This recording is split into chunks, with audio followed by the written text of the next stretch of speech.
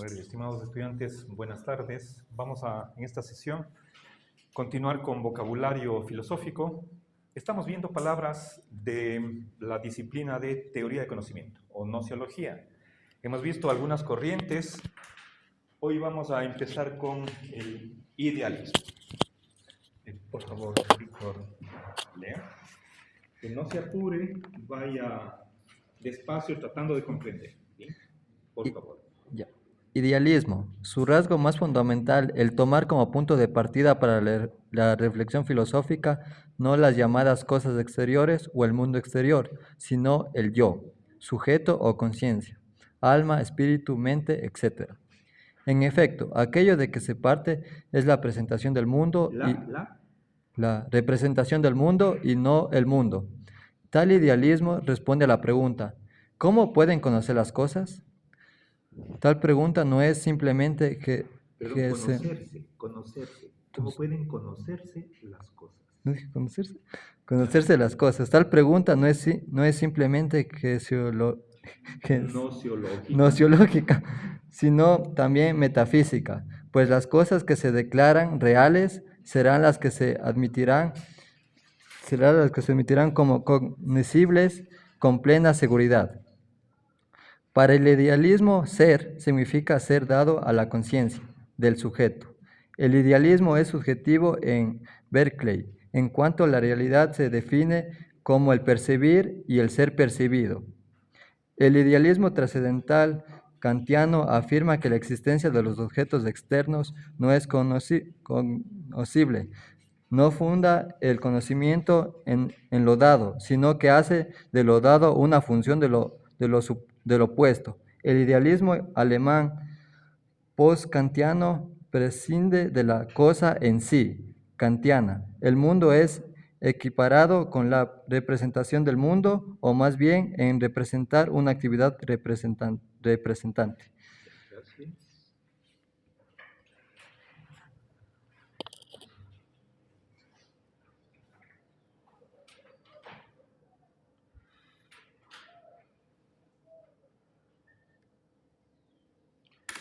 ¿Cuántas ideas sacaron?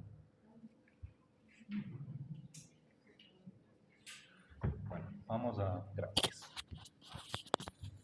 Veamos, hay aquí muchas cosas que necesitan explicación. ¿Sí? Bien. A ver,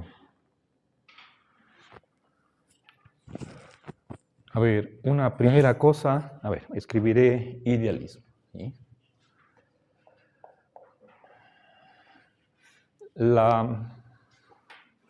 Esta es una doctrina filosófica o corriente filosófica. Empezamos por ahí. ¿Sí?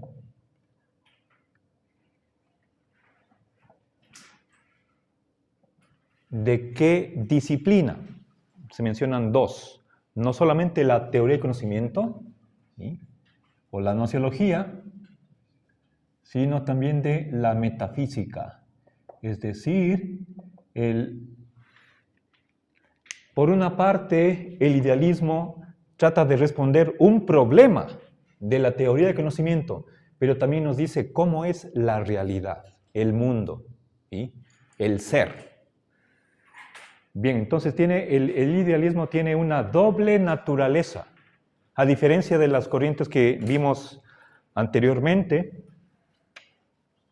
Por ejemplo, el gnosticismo, agnosticismo, dogmatismo, escepticismo, si esas son puramente nociológicas. En el caso del idealismo y realismo, tenemos dos áreas en las que son usadas, ¿sí? ¿Ok? Bien, primera cosa. Entonces, se mencionan aquí dos autores y una corriente, Berkeley, Kant y el idealismo post-kantiano. Creo que vale la pena decir qué sostuvieron ambos autores.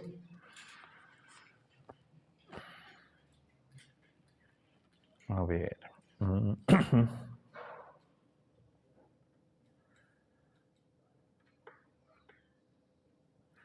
Uno de los problemas que a los que trata de responder el idealismo es la cuestión de la posibilidad.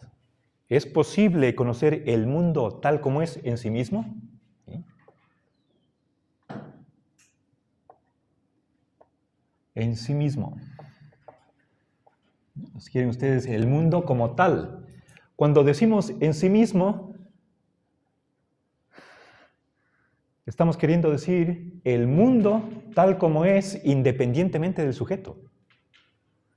Es decir, sin hacer referencia a nuestra percepción, nuestro juicio, nuestra mente.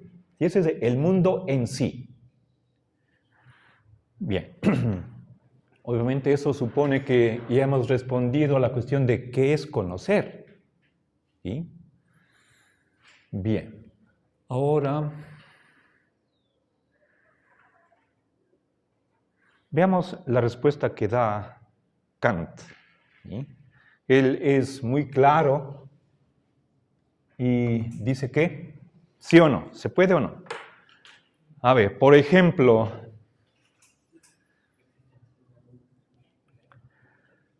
pensemos en el pizarrón, que está aquí en la pared y sobre el cual yo estoy escribiendo. ¿Sí? Bien. ¿Vemos el pizarrón? ¿Todos ven el pizarrón? ¿Alguien duda que hay aquí un pizarrón? A ver, ahora veamos. Les voy a hacer la siguiente pregunta. Y pensemos en. Voy a dibujar aquí el sujeto cognoscente. Y, a ver, lo que nos interesa es no tanto la parte física, sino la mente o conciencia. ¿Sí? Voy a dibujar eso con un recuadro verde. ¿Sí? La mente. Bien, fuera de la mente está un objeto, digamos el pizarrón. ¿Sí? No voy a hacer un grande, pensemos que este es el pizarrón. Fuera de la mente. ¿Sí? Aquí tenemos la cabeza y dentro de ella, bueno, eso de dentro, en un sentido figurado. Cuando pensamos en el ser humano, en la naturaleza del ser humano, esa es una pregunta de la antropología filosófica. Hay quienes creen que el ser humano está hecho de cuerpo y mente. En vez de mente podemos utilizar otras palabras, alma, conciencia, espíritu. ¿Sí? Pero se suele pensar que la mente no es material. ¿Qué sucede en la mente? Pensamientos, sentimientos, la percepción, la conciencia, tanto de uno mismo como del mundo exterior. ¿Sí? Esos son fenómenos mentales. Y esos fenómenos no son materiales. ¿Sí? No tienen dimensión, largo, ancho, altura, por lo tanto tampoco tienen volumen. Y finalmente no se pueden percibir. En ese sentido son inmateriales. ¿Sí? No están en ningún lugar. ¿Sí? Bueno, no quiero desviarme, eso es antropología filosófica. Supongamos que aquí simplemente hay una mente y que es la que conoce.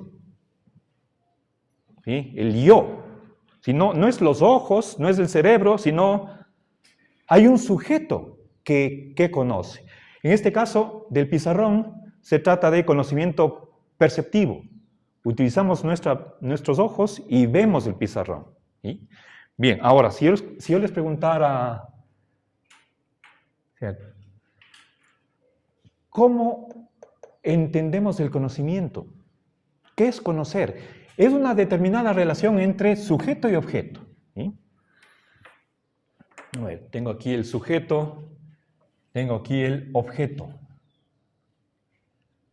Eso de entrada, Pero vamos a ver, quiero explicar el idealismo. ¿Sí? Esta visión inicial no es la del idealismo. ¿Sí? Pero obviamente quiero que ustedes tengan como punto de referencia esto para ver qué es lo que piensa el idealista, sobre todo con respecto al mundo exterior. El mundo en sí está acá. ¿Sí? Mundo exterior. ¿Exterior a qué? A la conciencia, a la mente. Esta es la realidad en sí. Cuando decimos en sí, eso es lo contrario de realidad para el sujeto. Realidad tal como lo percibe el sujeto, eso no. ¿Ya? Realidad en sí es la realidad considerada intrínsecamente, ¿sí? Cortando sus lazos con el sujeto que lo percibe que la percibe o la conoce. ¿Sí? Bien, está claro esta representación hasta aquí. Ahora preguntémonos, ¿en qué consiste conocer? Y ahí tenemos dos opciones. ¿Sí? Les dije que tenemos que, antes de preguntarnos por la posibilidad, debemos estudiar la naturaleza del conocimiento. ¿Qué es conocer? Y aquí tenemos dos opciones. ¿Sí? Mira, veamos, cuando nosotros vemos en el pizarrón, vemos el pizarrón, ¿sí?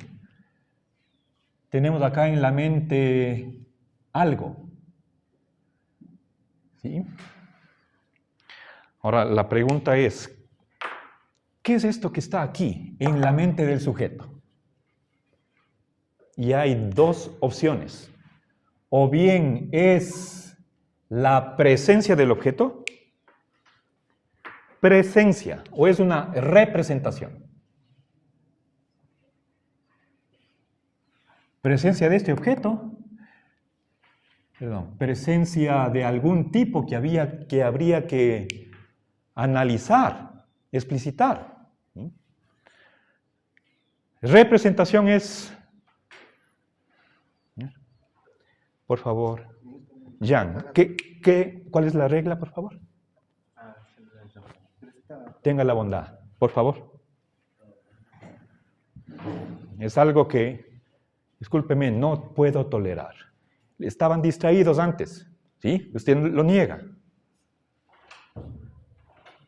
Bien. Presencia o representación. Representación, ¿sí?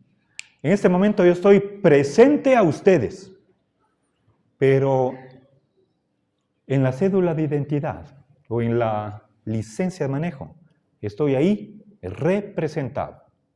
Sí, está claro, presencia y representación, ¿no es cierto? No es lo mismo, ¿verdad? Ahora, contesten a esta pregunta desde el punto de vista personal. ¿Qué piensan ustedes? Cuando ustedes ven el pizarrón, ¿qué está en su mente? ¿Está presente el mismo pizarrón o una representación, una imagen, una idea del pizarrón? ¿Quién dice representación? Alce la mano. A ver, cuento. A ver, acá. 1, 2, 3, 4, 5. ¿Alguien más? ¿No? Representación. 5. El objeto mismo está presente. El pizarrón está en mi mente. No una tercera cosa, fíjense. Aquí tengo objeto, sujeto. ¿Y esta tercera cosa qué es? Esto de aquí. ¿Qué es? ¿Es el objeto mismo o algo creado por el sujeto? Llamémosle aquí representación, idea, concepto, imagen. ¿Quién cree que el pizarrón está presente en la mente? Alcen la mano. ¿Ya? A ver, 2, 3, 5, ¿alguien más? Bueno, aquí hay un empate. Algunos realistas creen que en la mente tenemos una representación. Es el caso de Locke. Pero Berkeley criticó a Locke. ¿Sí? Bien, ahora A ver, entonces para el idealista, el conocer es una representación. Eso es parte de lo que... ¿sí? Aquí, bueno, voy a terminar de responder a esto. Esta es una pregunta de sí o no. ¿Es posible conocer este mundo en sí, el mundo exterior, fuera de la mente? La respuesta de Kant es no, no hay cómo. Ahora, veamos. ¿Y por qué no es posible conocer? Porque lo único con lo que establecemos contacto directo en la mente es con una representación. El objeto no está en la mente y por lo tanto el sujeto está encerrado en la mente y no puede salir. De igual manera que el objeto no puede entrar a la mente tampoco puede salir hacia el mundo en sí. Entonces hay ahí, entre estos dos elementos, hay ahí un abismo, un divorcio, una separación infranqueable. ¿Sí?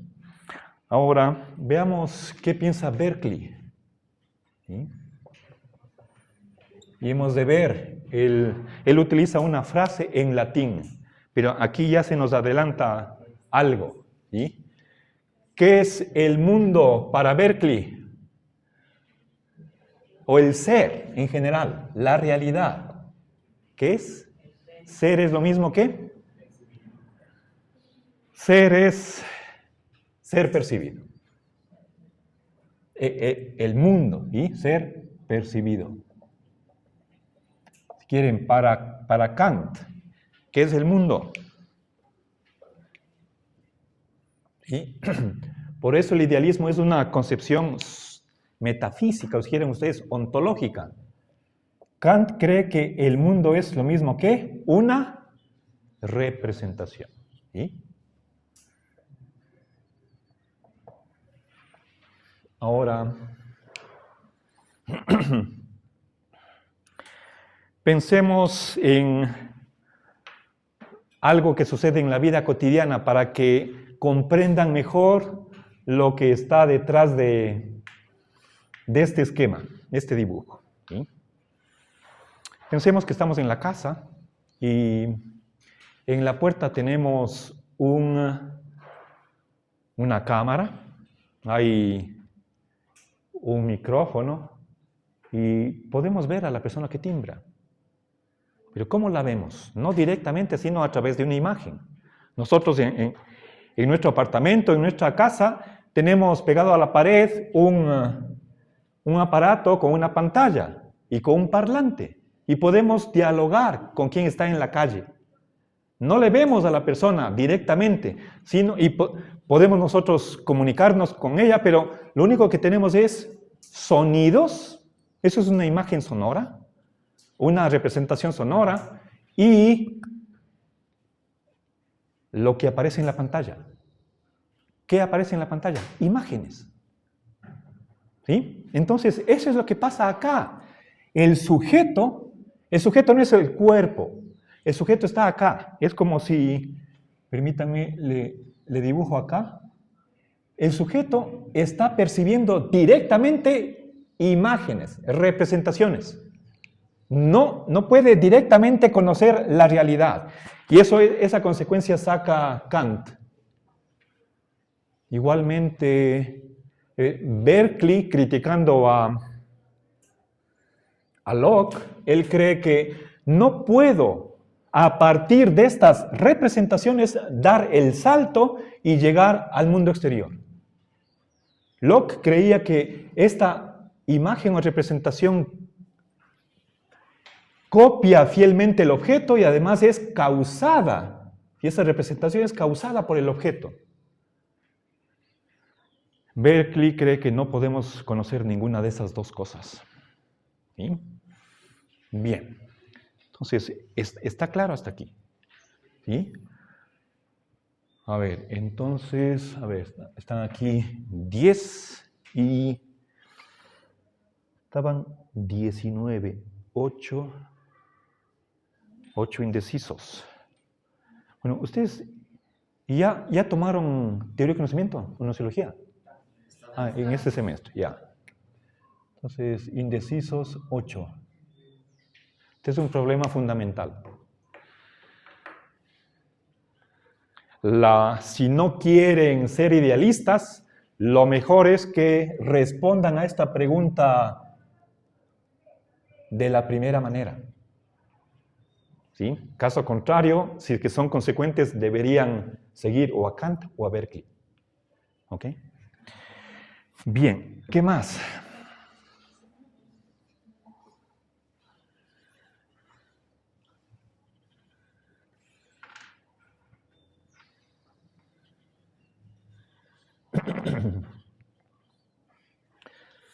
A ver, fíjense, aquí enumeré los elementos que están aquí involucrados, 1, 2 y 3. ¿Sí? ¿Qué es lo más importante desde el punto de vista idealista? El sujeto, la mente. ¿Ya? Tenemos que empezar analizando la mente, no la realidad, que no podemos conocerla. Entonces, tendríamos que hacer una autointrospección. ¿Sí? Y tratar de, a partir del estudio de cómo es posible conocer, ¿sí? Bueno, aquí recuerden, no es conocer en general, sino conocer el mundo en sí mismo. Kant obviamente cree que sí podemos conocer. Él no va a ser tan, ¿qué les diré?, necio como para ignorar o rechazar la ciencia de Newton. No llega a ese extremo. ¿Cómo es posible ese conocimiento? Entonces ahí escribe la crítica de la razón pura. ¿Ok? Pero el mundo en sí mismo, eso no podemos conocer. ¿Sí? Lo que podemos conocer son representaciones. ¿Ok? Bien. Entonces hay prioridad del sujeto sobre el objeto. Y finalmente, para Kant, lo dado. ¿Y qué es lo dado? Se supone que es lo que nos da el mundo exterior. Cuando nosotros vemos el pizarrón, nosotros a través de los sentidos, especialmente por ejemplo los ojos, captamos cierta información que nos envía el pizarrón. ¿Sí? Son simplemente ondas luminosas. ¿Sí? Hay ondas que salen de las lámparas y llegan acá, a esta superficie, y rebotan. Y eso impacta nuestros ojos y a la final en el propio ojo, en la retina, que es en el fondo del ojo, se forma una primera imagen. Y esa imagen viaja al cerebro, en la parte posterior. Ahí el sujeto se da cuenta de qué está viendo. ¿Sí? Bien. Entonces, lo dado, que se supone que es la sensibilidad, ¿sí? Si yo les decía que los rayos de luz que salen de la fuente luminosa y rebota en el objeto, impacta nuestros sentidos, eso es lo dado. Yo estoy hablando, esas son ondas sonoras que llegan a sus oídos. ¿Ok? Entonces, eso es lo dado. Para Kant, lo dado es lo puesto. Lo dado es puesto por el sujeto. ¿Sí? Eso es de Kant.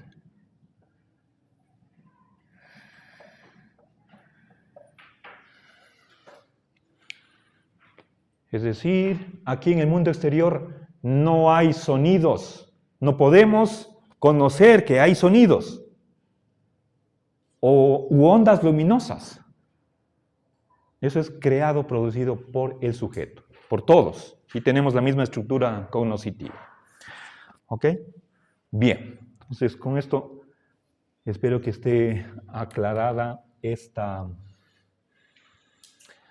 Ahora veamos la frase esse est percipi. Eso acá. Eso es de Berkeley. Veamos. ¿Sí? Esse est percipi. Vamos, está en latín. Pasemos a la segunda mitad de este resumen. Vamos bajo la E.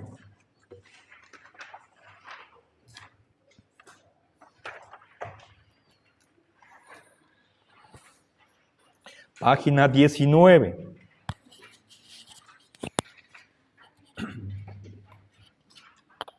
Ese es percipi. El punto cuarto, contando desde abajo. Vamos. ¿Encontraron?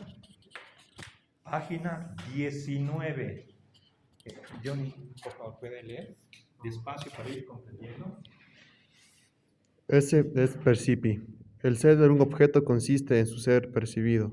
Tesis de Berkeley. Todos los objetos del conocimiento son ideas percibidas por un espíritu. El ser de este último consiste en percibir ideas, por lo cual su ser es un percibir. Esto es, ese es percipere. Si consideramos las dos formas de ser posibles, tendremos que ese es percipi, aut percipere, ser, existir. Es ser percibido o percibir. Ya, muchas gracias. Bien, entonces, aquí tenemos simplemente la mitad. Completemos aut percipere.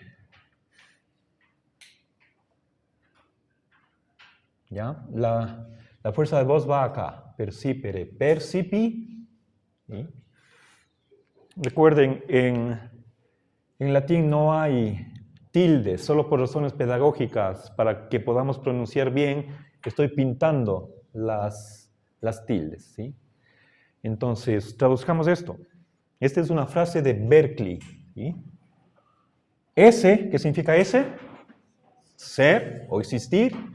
El ser, y aquí el verbo ser está en el sentido de identidad. Es lo mismo que, y aquí tenemos dos opciones. O bien es ser percibido, esto es voz pasiva. Ser percibido.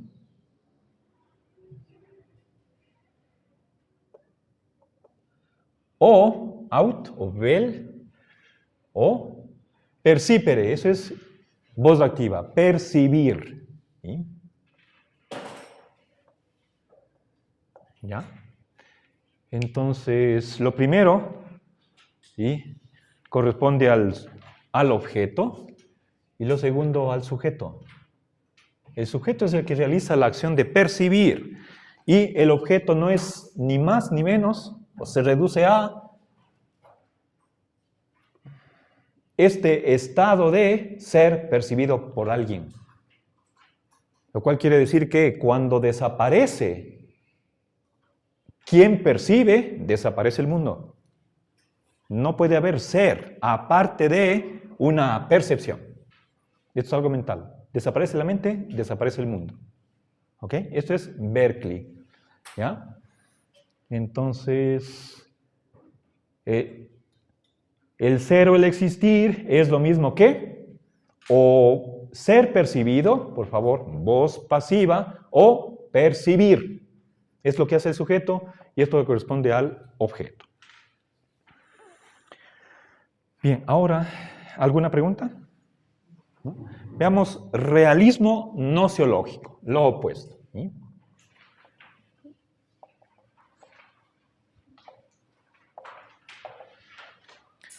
Seguimos en latín, vamos bajo la R.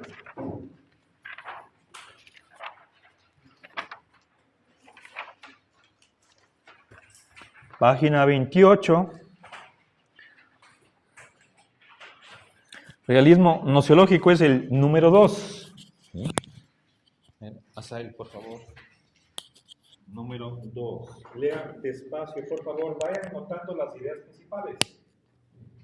Posición que afirma que el conocimiento es posible sin necesidad de suponer de la conciencia impone a la del conocimiento. Es imposible sin necesidad de suponer que la conciencia impone a la realidad en orden a su conocimiento, ciertos conceptos o categorías a priori. Lo que importa en el conocimiento es lo dado y en manera alguna lo puesto por el sujeto. El cosmos puede ser conocido por el espíritu humano tal como es en sí.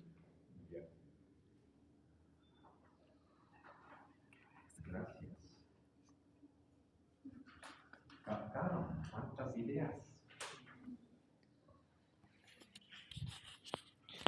A ver, revisemos. ¿Sí? A ver, verán, el número 1 es realismo de los universales. El número 3 es realismo, a ver, metafísico. Y también aquí deberíamos...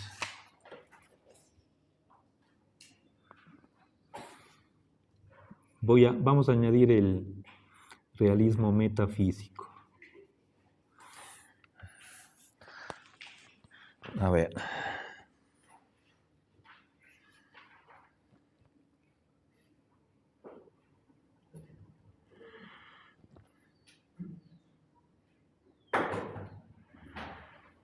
Bien. A ver, entonces, rescato dos ideas. ¿Sí? Bien. A ver. Es una doctrina, ya está dicho en qué área, no hace falta. ¿Sí? Es una doctrina filosófica que, recuerden, para entender una tendencia debemos tener claro a qué problema trata de responder, ¿sí? De ofrecer una solución. El problema está planteado acá, arriba. ¿Sí? Los idealistas dicen no, el realista dice sí. Entonces, es posible conocer el mundo en sí mismo. ¿Sí? Esa es una primera afirmación. ¿Sí? Sí es posible conocer el mundo en sí. ¿Quieren ustedes el mundo exterior? A ver, Kant utilizaba una palabra en griego para la cosa en sí, el númeno, ¿sí? Es lo pensado, ¿sí? A ver, bien, entonces la respuesta afirmativa es la del realismo, la negativa la del idealismo, ¿sí? Entonces, ustedes deberían tener una inclinación hacia una de estas dos posiciones.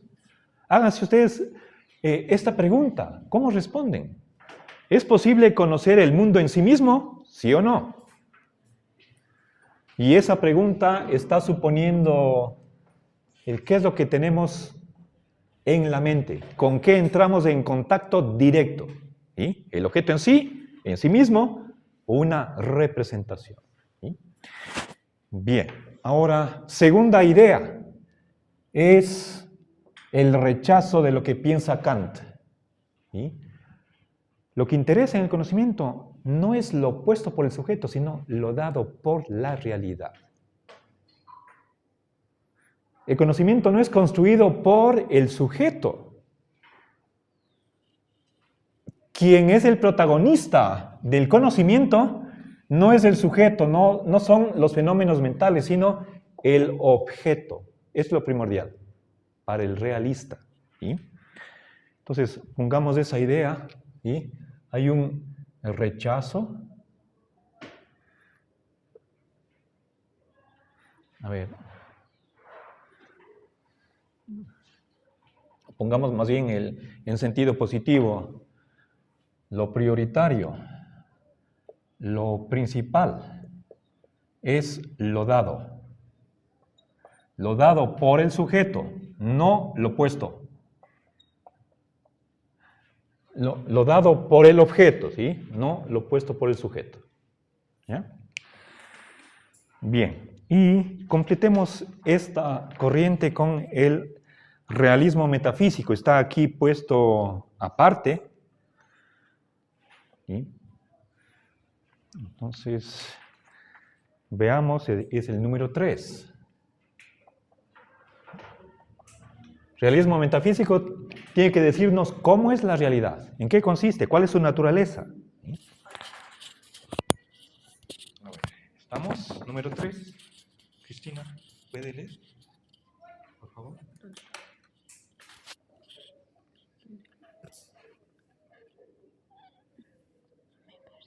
¿Ya? ¿Sí? 3. Metafísico. Las cosas existen fuera e independientemente de la coincidencia del sujeto, de la conciencia del sujeto. Muy bien, entonces esa es la afirmación del realista. ¿Sí? La realidad o el objeto existe. ¿De qué modo? A ver, si es que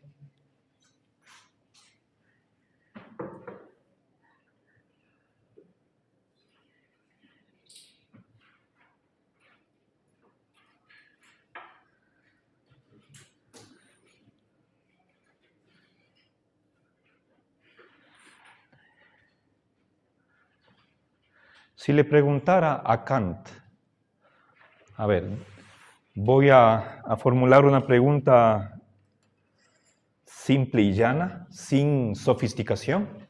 Si le preguntara a Kant, ¿existe este pizarrón que está fuera de la mente? La respuesta es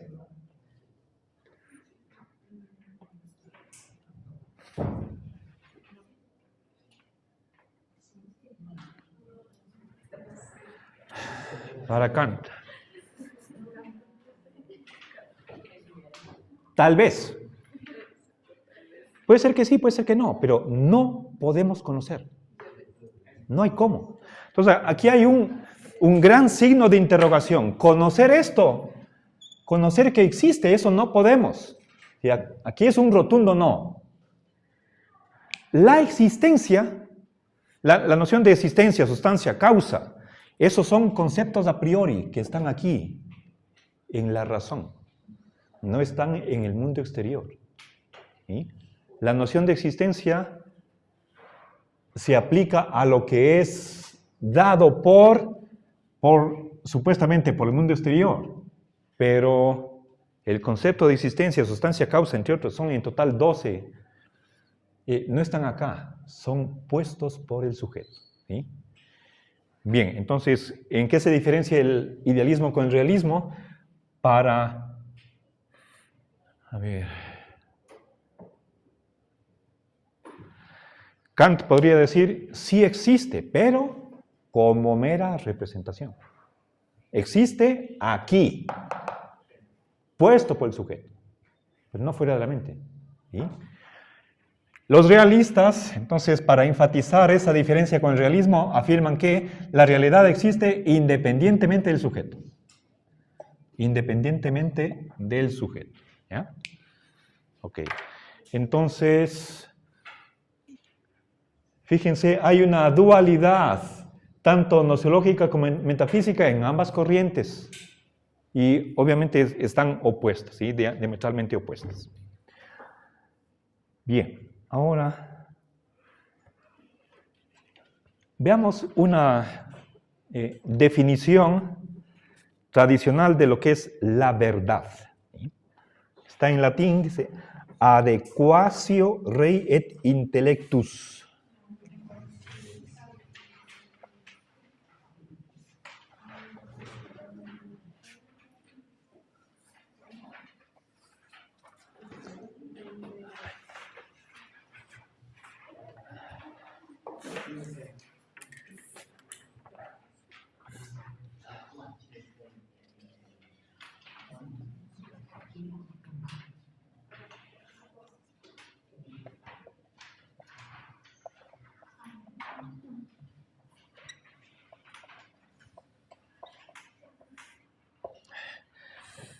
Por favor, recuerden, estamos siguiendo la pronunciación castellana.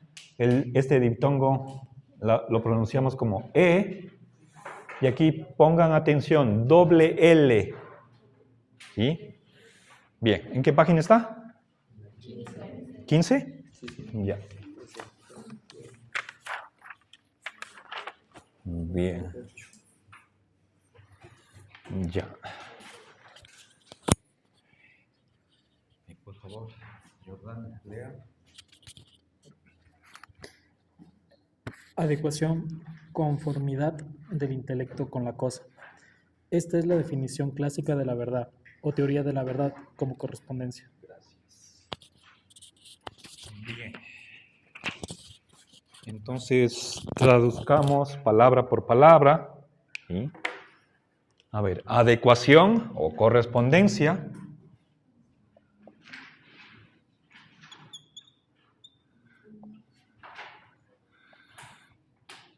Entre dos cosas. A ver, y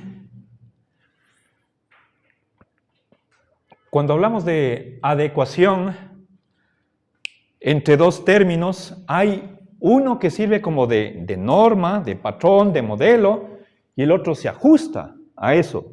¿Sí? El punto de referencia es la cosa. Entonces, lo que se adecua es el intelecto a la cosa. ¿Sí? Adecuación del intelecto a la cosa. Res. ¿Sí? Esto está en dativo, objeto indirecto. ¿Sí? Bien. Del intelecto a la cosa. ¿Ya? Entonces, es la teoría de la verdad correspondencialista o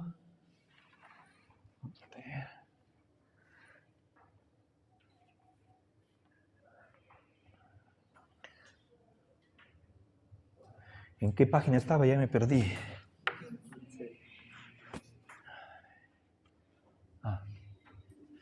Ya.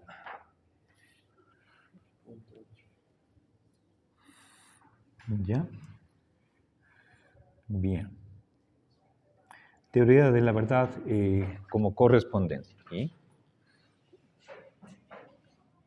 Teoría de la verdad correspondencialista.